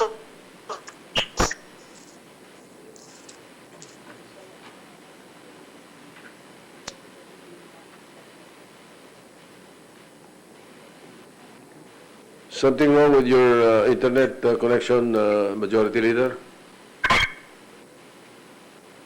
Can't hear. No, the Majority Leader. We lost him. Mr. President, all right, you're back. Mr. President, yes. These topics can all be discussed with the permission of the chairperson during the committee on the whole. invite these secretaries, resource persons to tackle these issues, Mr. President. All right, so Senator Pia Cayetano is recognized. Yeah, actually, that was my understanding, exactly what the majority floor leader said, that it will be discussed, and I think the Senate President put them, will be discussed during the Committee of the Whole. And I know the Senate President said that this is very short-lived, but I still believe that we should be clearly guided, because I will not schedule a hearing and then I will get a notice that there are 2 hearings on Tuesday, so then there will be a little bit of confusion. So if I can also appeal the same way that the Senate Minority Floor Leader appealed, that let's not have hearings, then let's not have hearings and we will all be present for the Committee of the Whole. And then guidance if we think that we should keep Thursday open so that we also do not set it. Again, in the interest of everyone being able to attend all the hearings that seems to be scheduled. Kaya ba nila magsabay-sabay na hearing? Teleconference? Hindi. Senator Recto, Mr. President, would like to recognize. Thank you very much, Majority Leader. Maybe this will help, Mr. President. I suppose we can conduct the Committee of the Whole hearings within a 2-week period. Thereafter, pagkatapos ng 2 weeks, para everyone has the same overview, basically it will be the IATF, the overview, presentation, the economic managers, and the health department. At the end of the 2 weeks, we will have a good overview of the situation. Then each individual committee can do their hearings on their specific topics. I submit, Mr. President. Thank you very much. What does the chairman of the rules say? Mr. President, that would be an excellent idea if the chairpersons would agree. Anyway, we have 5 weeks. We're only on our first week of 5 weeks. If we do this marathon hearings of the Committee of the Whole for 2 weeks, after which we can go specific. The chairpersons can go specific with the different committees, Mr. President. I am all for it, Mr. President. With the permission of the body. Comments? All right. Besides, we hope that the committee chairs would, or the chairpersons, would coordinate the schedule, because first of all, the minority leader will be having a hard time attending, but also the teleconferencing for committee hearings could probably be maximum of 3. Only 3 committee hearings, or 3 at the same time. Unlike the physical hearings that we do here, you can do it anytime. That's correct, Mr. President, because, Mr. President, I only have one computer with a laptop and a camera, so it would be very difficult for me if it's simultaneous hearings, how we can log in and log out at the same time. We won't be able to monitor each committee hearing at the same time if there are 3. So, pakiusap na lang po namin, Mr. President, for the meantime, if we can just do our Committee of the Whole. Anyway, we'll have all the resource people here, all those that will be invited to the committee hearings, and propound our questions as well in this Committee of the Whole hearings, Mr. President. Yeah, pwede naman gawin natin yung kung ano yung particular topic na pinag-uusapan, we let the chair of that particular committee take over the proceedings. Diba? Yes, Mr. President, we can have them preside so that we can take a break, Mr. President. Yeah, the Senate President will be merely a referee. And then let the chairman of the committee, like for example, if we're talking about labor, you let Senator Villanueva handle the topic, and then and so on and so forth. No? So we can take up some of the bills and some of the resolutions that you have filed in the Committee of the Whole also. So the important thing is that we try to lay out what will be next. The first things first. IATF and overview and the economic managers on Monday. Then we'll straighten out what would be on Tuesday and Wednesday later this afternoon. Will that be fine with our colleagues? Yes. Yes, Mr. President. Senator Kiko Kiko, Mr. President, is raising his hand. Senator Pangilinan is recognized. Yes, Mr. President, thank you. My input would be on the matter of referrals. Senator Zubiri, the majority leader, mentioned that there are several referrals to various committees on COVID-related issues. Perhaps there should be a concurrent referral of these resolutions now referred to the committees, also referred to the committee on the whole, so that when the proceedings are undertaken, all these COVID-related hearings or all these COVID-related resolutions will also then be part of the agenda of the committee of the whole, together with the COVID-related bills, Mr. President. All right. Mr. President, I can make a motion now with the permission of the body. Go ahead.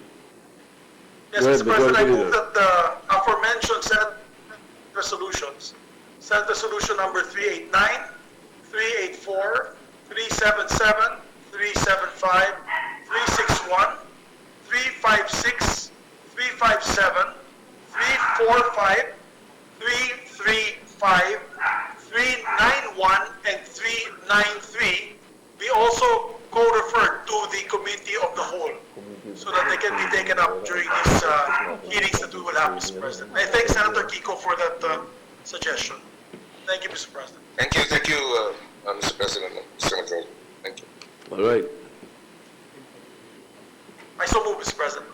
Any objection? Hearing none, the motion is approved. Thank you, Mr. President.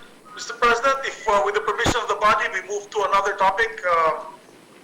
This is on the interpellations of a particular bill sponsored by Senator Richard Gordon. Mr. President, I move that we resume consideration of Senate Bill number 1354. I so move. Any objection? Hearing none, consideration of 1354 is in order. This is an act amending Articles 183 and 184 of Republic Act number 3815, otherwise known as the Revised Penal Code. Mr. President, I believe Senator Panfilo Ping Lacson would like to also co-sponsor the measure. With the permission of the body, may we recognize Senator Lacson to co-sponsor the measure, after which we will now open the period of interpellation. I so move, Mr. President. All right, Senator Ping Lacson is recognized to co-sponsor the measure. Thank you, Mr. President, for accommodating.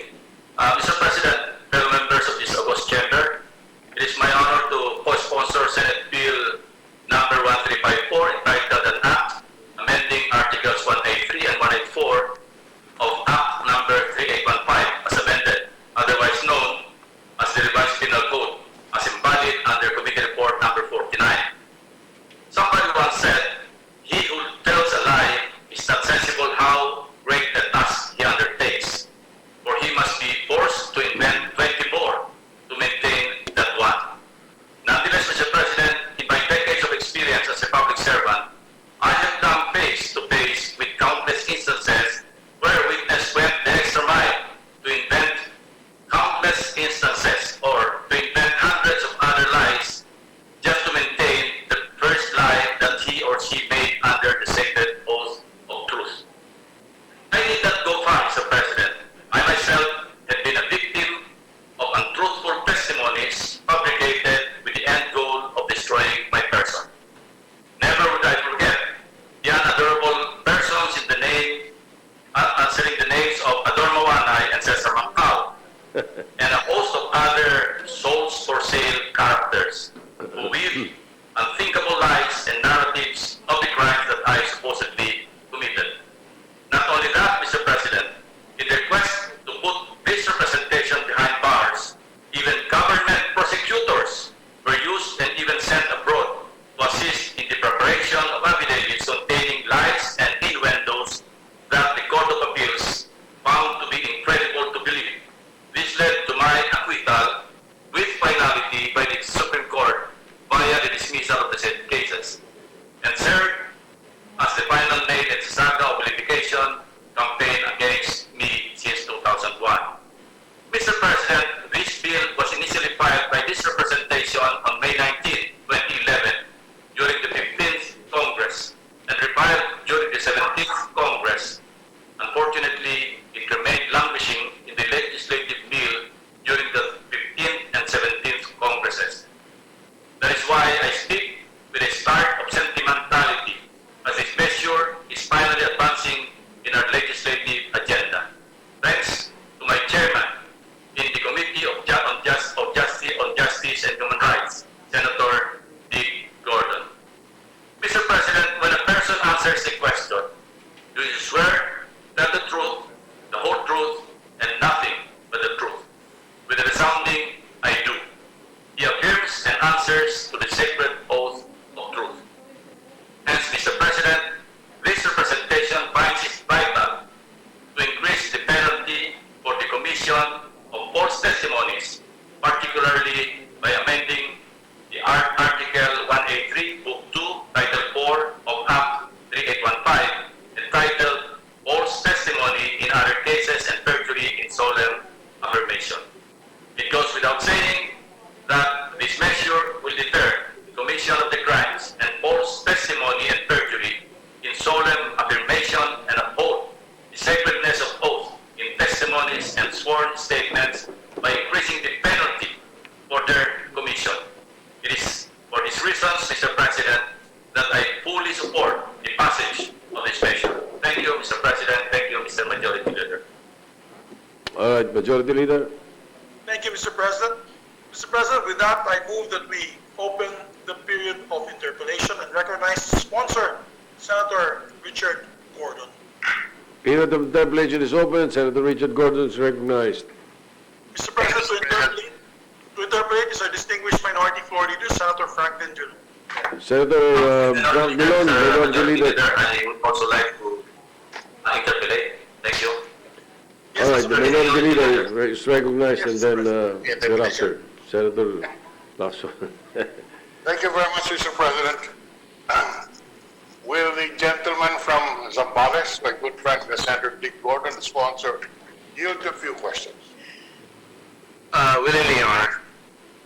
Mr. President, let me place on record my full support for the passage of the proposed measure, because indeed this ancient, to give this ancient crime more teeth, in the words of a prosecutor, because if perjury were water, then people would now be drowning. That's how little this offense is taken seriously. In fact, there was I recall reading a treatise on crimes and punishment where the author said, no oath has ever yet made any criminal speak the truth. And Senator Lacson just confirmed this, because indeed, notwithstanding the oath that these people took, they nevertheless committed perjury. Now, Mr. President, just for the record, can we spread into the record how exactly do we define a false testimony? Mr. President, if I may answer, perjury is committed by any person who knowingly makes untruthful statements before and not being included in the provisions of crimes of false testimony shall testify under oath or make an affidavit upon any material matter before a competent person authorized to administer an oath in cases in which the law so requires. Mr. President, the proposed measure would amend the Article 183 of the revised Penal Code, referring to perjury. In other words, statements made under oath outside of the judicial proceeding. Is that correct? That's correct, Mr. President. You know, Mr. President, as I was going over the Article 181, 182, 183, I never realized that a piece of perjury could generate so many complicated penalties. If the penalty for committing for giving a false testimony in favor of the prosecution, in favor of the defendant, in a civil case are treated differently. It is so complicated. I don't know why this is so, but that is our state of things now. So that the false testimony that we are talking about in this particular bill is a statement not given in a judicial proceeding. Is that correct, sir? That's correct, sir. That's correct, Your Honor. For example, this would apply in the case of that police general, Major Banayo, Baluyo, Baluyo, who gave false testimony before the Senate proceeding, and is now on Siri Muntinlupa on Commissioner Feldon, who we also declared to be in contempt. And this is the specific provision which would apply to them. That is correct, Mr. Chairman. Mr. President, in hearings that we conduct in the Senate, anybody who lies in the Senate will now have to answer to these proposals that we're now discussing in the Senate. Yes, but we are just proposing amendments on the penalty because the crime is existing. What I'm just trying to clarify and place of record is that these are testimonies outside of the court, false testimony given not in a judicial proceeding. Yeah, would the gentleman confirm that? Yes, Your Honor, that's correct. Because now going to the proposed amendment, the proposed amendment to the first paragraph would increase the prison term from 4 months and 1 day to 6 years and 1 day to 10 years. Is that correct, sir? That is correct, Your Honor. May we know the rationale for the increase in the penalty? Well, Your Honor, I was outvoted practically because I wanted to make sure that we had a penalty of 4 years, 2 years to 6 years, Your Honor. But the bills of Senator Lacson and Senator De Lima, as well as Senator Soto, proposed that we have a more severe penalty, principally because it appears that we're creating a culture of lying and not a culture of truth-telling, Mr. President. So that the proposal to increase the penalty is to provide it to be a deterrent to committing perjury. That's correct, Mr. President. We take our oaths for granted. We take, it seems that it's a matter of fact, but it's about time that we realize that when we take an oath, especially when we appear before the proper bodies, we will. That is why I earlier opened my period of interpolation to the statement that no oath has ever yet made any criminal speak the truth, as you just had confirmed it, Mr. President. In any case, sir,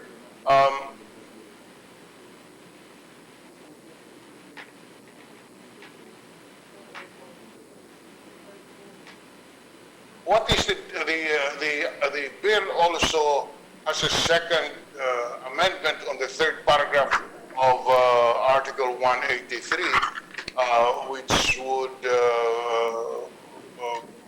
may we know what is the difference between the first and the third paragraphs of Article 183, Mr. President?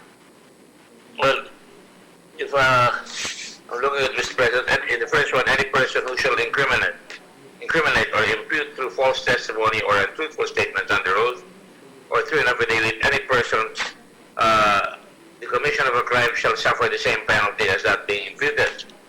No, sir. Excuse me, Mr. President. The first paragraph of Article 183 does not refer to that with all due respect. The first paragraph simply increases the crime of perjury from 4 months and 1 day to 6 years, 1 day to 10 years. So that is all the first paragraph is doing. Now, in the second paragraph, it would appear, so the first paragraph is increasing the penalty. The amendment of the third paragraph has nothing to do with the penalty. We're just asking for clarification. Is it correct to state that the first paragraph would apply if the false testimony does not involve any incrimination or imputation of a crime. Is that correct, sir? Yes, correct. That's correct, sir. And the third paragraph would apply if the false testimony or false affidavit would impute the commission of the crime. That's correct, Your Honor. That's correct. So that now the third paragraph penalizes a person who incriminates or imputes a commission of the crime with the same penalty being imputed. Now, example, if somebody calls me a murderer, and murder is committed by is punished by life imprisonment, that person who accuses me falsely of being a murderer will suffer the penalty of life imprisonment. That is correct, Your Honor, under the proposed measure. Don't you find that a little too harsh, Mr. President? Yes, he committed perjury, but to punish him with life imprisonment may be a little harsh. I agree with you, Your Honor. It's a little bit harsh, but I just wanted to have a little discussion here because Senator Lacson and Senator De Lima proposed that we go into the harsher penalty. I'm not blaming, but I just wanted to make sure that we can discuss it at length so that everybody will realize the importance of this bill to Senator Lacson, who suffered, as he said, the indignities of being lied upon and being falsely accused. I concur with that. I have no problems with that, Mr. President. What I'm just saying is to impose a life imprisonment on a person who falsely accuses me of being a murderer is a little harsh and may run afoul with certain constitutional provisions which prohibits cruel and unusual punishment. But the way the sponsor would respond is he saying that he's amenable to an amendment of this provision during the appropriate period. For the reasons that were stated by the Honorable Minority Floor Leader, yes, I will assume an amendment. Or can the committee propose the amendment itself? We can do that, Your Honor. Thank you very much. But it's up to the body, of course, to yes, of debate course. this matter. Yes, but there is some agreement to the proposition that such a penalty could be too harsh. Would give us some comfort that the committee can propose this during the appropriate period. I would repeat that I am not objecting to the position of a penalty in these cases. Remember that, sir, that this is testimony not given in court. In other words, it's not in a judicial proceeding, and yet the penalty is the same as the penalty of the crime being imputed. Mr. President, the objection. Interjection of the co-sponsor, Senator Lacson is recognized. Thank you, Mr. President. The implication of the prospect of being sent to jail or even, serve a life imprisonment is so harsh that the one imputing lies to put the person behind bars should also suffer an equally harsh penalty, Mr. President. And that's my view. And at the proper time when an amendment is proposed in that regard, then I want to make it of record that I will oppose or object to the amendment, Mr. President. Thank you. Mr. President, just to clarify, Go ahead. we are discussing here perjury outside of the court. In other words, this is not false testimony in court. This is testimony given, this is executing an affidavit, for example, should be stated under oath that attributes a crime to another person. And I repeat, this is not false testimony given in court. And we believe that to impose the penalty corresponding to the crime being imputed is a little harsh. I can, the penal code graduates the penalties insofar as where, for example, where the testimony was given in a criminal case, whether it's given in favor of the accused, the prosecution, or in favor of the prosecution, or the civil case. But this one that we are tackling is perjury outside of the court proceedings, and that is why I find it, in my view, a little harsh that such a penalty is being imposed. That's our submission, Mr. President. But, Can you Mr. give- President, may I Go ahead, Senator interject, Lacson. once again, Mr. President? If an affidavit based on a perjured testimony is brought to a prosecutor, and based on that testimony, the prosecutor finds probable cause, and the penalty imposed is unbailable, or the penalty imposed is life imprisonment or a capital offense, and therefore unbailable, then we're also denying that person who is supposed to be a victim of a perjured statement to suffer imprisonment, Mr. President. Mr. President, we can further expound on that at the appropriate time, Mr. President, Yes, Mr. when the amendment is presented. Well, if I may answer with the permission of Senator Lacson and Senator Drilon, I kind of tend to agree with Senator Drilon because indeed, it may be, as the Supreme Court would say, or in the American jurisprudence, they may say that this could be flagrantly and plainly oppressive, wholly disproportionate to the nature of the offense, as to shock the moral sense of the community, Your Honor. There are many decided cases at that point, and like I said, I think this is a matter that we should discuss, because if there are any questions later on, I suppose if we're clear, there will be no questions. If anybody trails to research on the matter, we are really trying to emphasize the fact that people should not lie, period, and that when they do so, they will have to suffer consequences, not necessarily the harshest, but certainly they will be not just a slap in the wrist, but certainly a major penalty. Yes, Mr. President, please take note, Mr. President, that Article 180, when a false testimony is given in court, in a judicial proceeding, which would be taken more seriously, the penalty does not correspond to the penalty being, to the false testimony imputing a particular crime. For example,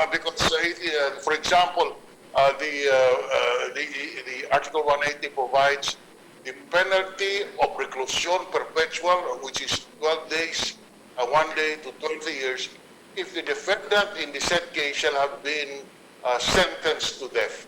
In other words, by the setup or the present law does not impose the death penalty even in a judicial proceeding when you imputed the crime of murder. Anyway, as we said, Mr. President,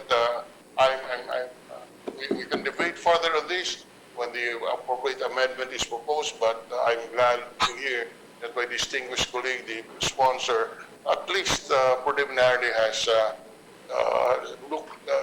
agreed on our proposal.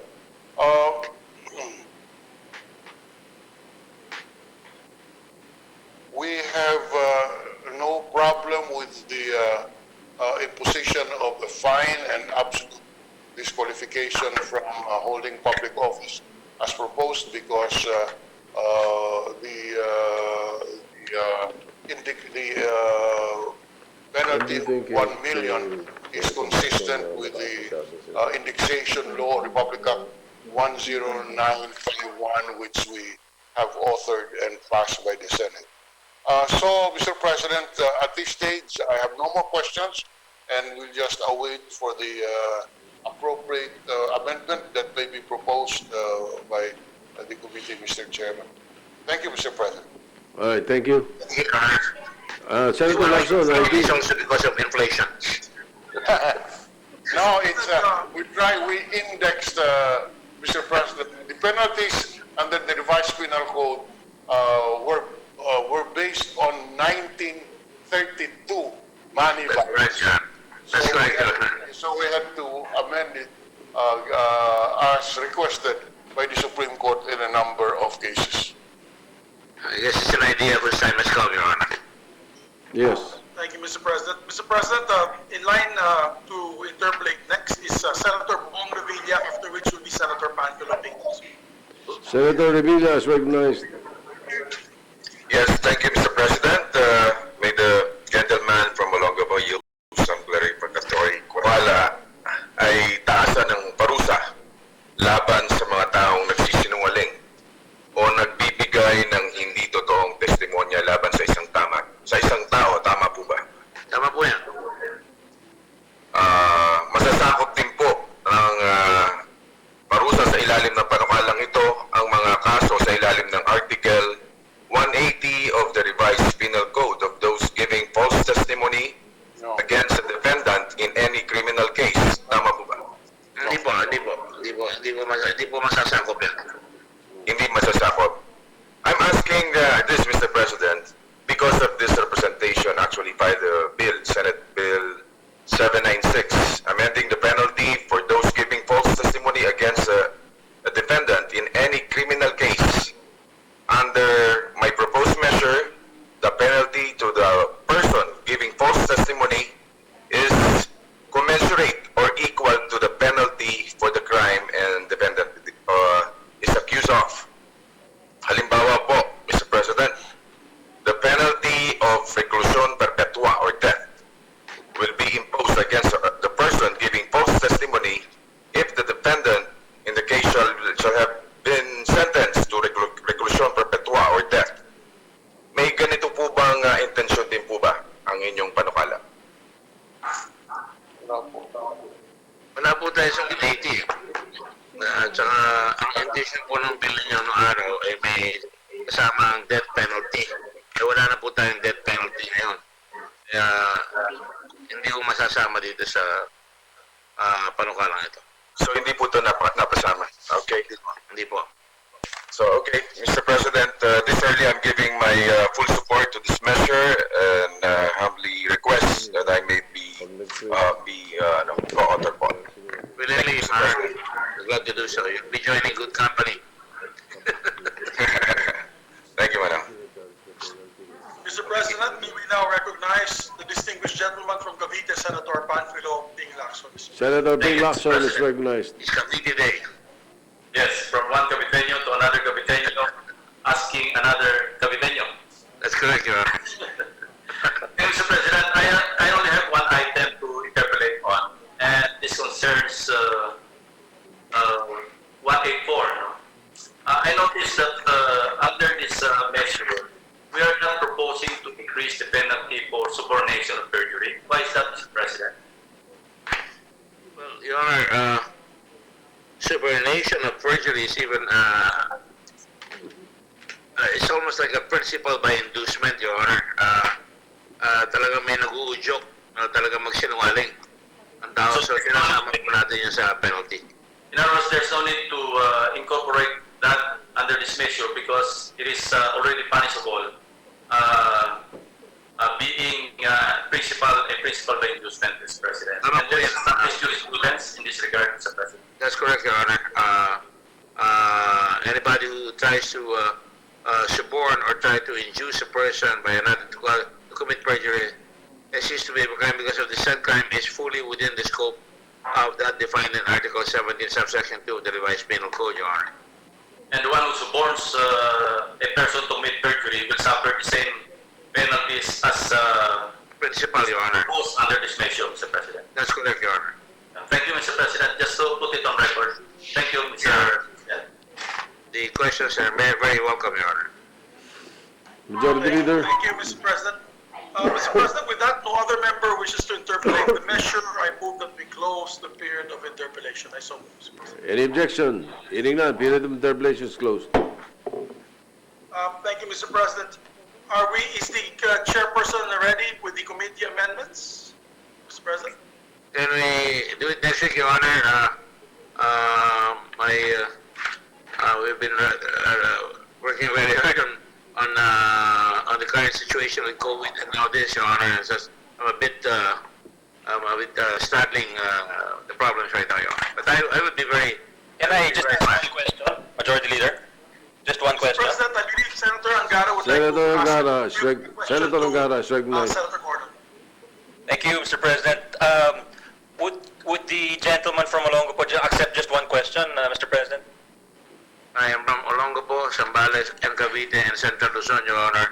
To just mimic all the other senators who claim bigger regions, Your Honor. And Red Cross also. And Red Cross is not the jurisdiction, Your Honor. You can be a member if you like. Just one question. I understand under this bill, Mr. President, good sponsor, that the penalty will be commensurate to the crime imputed by the accused. Is that correct? Yes, Your Honor. But both Senator Gilon and myself, we agree that it may be too harsh. So we're really going to have to study this, Your Honor. Okay. How about, would there be a case where the penalty imputed would be lower than the current penalty? Would there be a factual instance where, because you impute a crime like slight physical injuries, then the actual penalty will be lower than the current imposable penalty, Mr. President? Yes, Your Honor. There's a penalty that what is provided for in the first paragraph of this article, that person shall suffer the same penalty as provided for, Your Honor, which is, as proposed, should be 6 years and 1 day to 10 years, Your Honor. Yeah, but there are crimes which are also punishable by very light penalties. Like there is I forgot what you call the lightest one, but there is a destierro, for instance.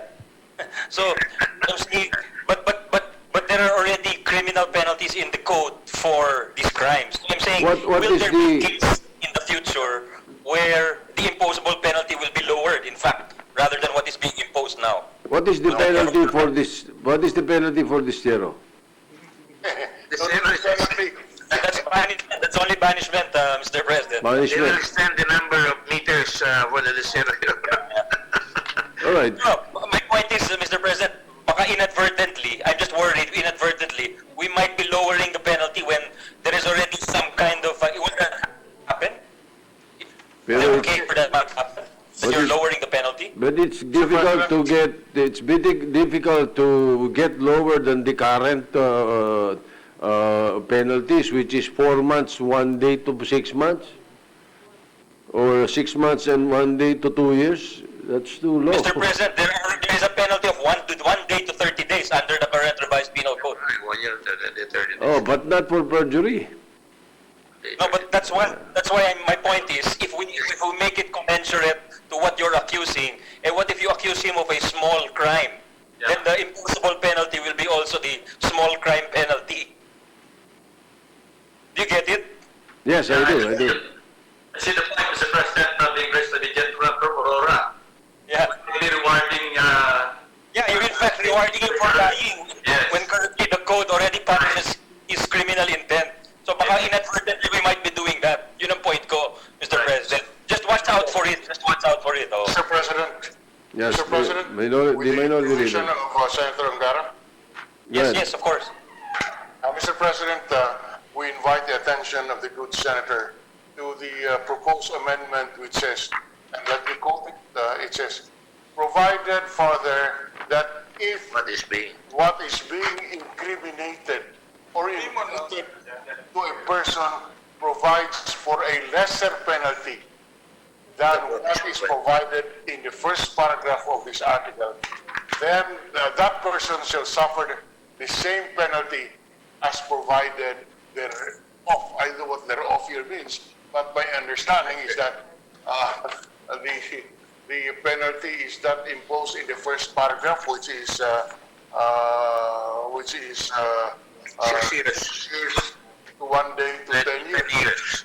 So even if the offense imputed is penalized by distierro, if it is false, then it suffers the penalty of 6 years. Okay, that answers my question. That's what I was after. We will not be inadvertently lowering the penalty, Mr. President, because the revised penal code already says this is punishable because it's of a certain criminal maliciousness. So let's not inadvertently lower. That answers it. Thank you, Mr. President. Thank you, Senator Drilon. All right. Thank you, Senator. But for the record, that's what I answered right away. But anyway, I'm glad that you clarified it. Thank you very much. All right, Majority Leader. No more interpollators? No more We, interpollators, Mr. well, anyway, President. that was a, yes, we Close the already, period of interpolation. we already closed the period of interpolation. So would you Yes, like Mr. to President. Suspend consideration of the matter? Yes, Mr. President, I move to suspend consideration of the measure to prepare the chairman for the committee amendments. All right, any objection? Hearing none. Consideration suspended. Thank you, Mr. President. Thank you, colleagues. Mr. President, just a few housekeeping matters. I move that the entry of the late Senator Harrison Sani Alvarez on the resolution we passed last week, resolution number 363 and resolution number 390, We be passed corrected Monday. to October 16, 1939 instead of October 26, 1939. His son corrected us, Mr. Hex Alvarez corrected us on the birth date. All right, we would like to place it on record, the correction. Thank you, Mr. President. Any other matter? There being no other matters, Mr. President, the topic to take up today, we finished our agenda. Yes, Mr. Senator Yes, Mr. Tolentino is waiting for this suspension, eh? Yeah. Before we adjourn, Mr. Senator President, Lacson, We yes. recognize Senator Lacson, Mr. President. may I just manifest that this is our second suspension-less session today, Mr. President, and it's already becoming a habit. So,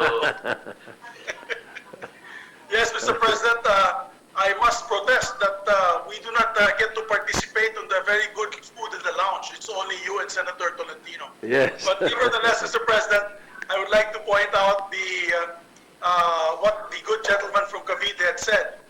We've been working very hard from the beginning to the end. We have not suspended session. And I've noticed several of our colleagues intently listening to the discussions, Mr. President. Yes, I was waiting for a couple of you to stand up. If I see you standing up, we will suspend. That is the agreement between Senator Tolentino and I. But Senator De La Rosa has been staying by his computer, even eating puto, which is, I think, about 3 days old already. That's correct, Mr. President. So, Mr. President, just a reminder to all our colleagues that next week we'll constitute ourselves to a committee of the whole at 1:30 in the afternoon. So we'll have an 1:30. earlier roll call, Mr. President. Yes, the session will be conducted, will be convened at 1:30. No, question. Yeah, Mr. President, just a clarification. Yes, Senator We will Leon. adjourn until 1:30 Yes. on Monday. Yes, And then we call the Senate to session Yes. at 1:30. We have the roll call, and once the roll call establishes a quorum, yes, we proceed to convert ourselves into a committee of the whole. Is that Correct. the correct understanding, sir? correct, precisely. Yes. Thank Yes. you, Mr. President. All right. Thank you, Mr. President. Majority Leader. With that, Mr. President, I move that we adjourn session until Monday, 1:30 p.m., May 11, 2020. I so All move, right. Mr. President. Any objection? Chair hears none. Session is adjourned until 1:30 p.m. on Monday, May 11, 2020. Bye. Bye.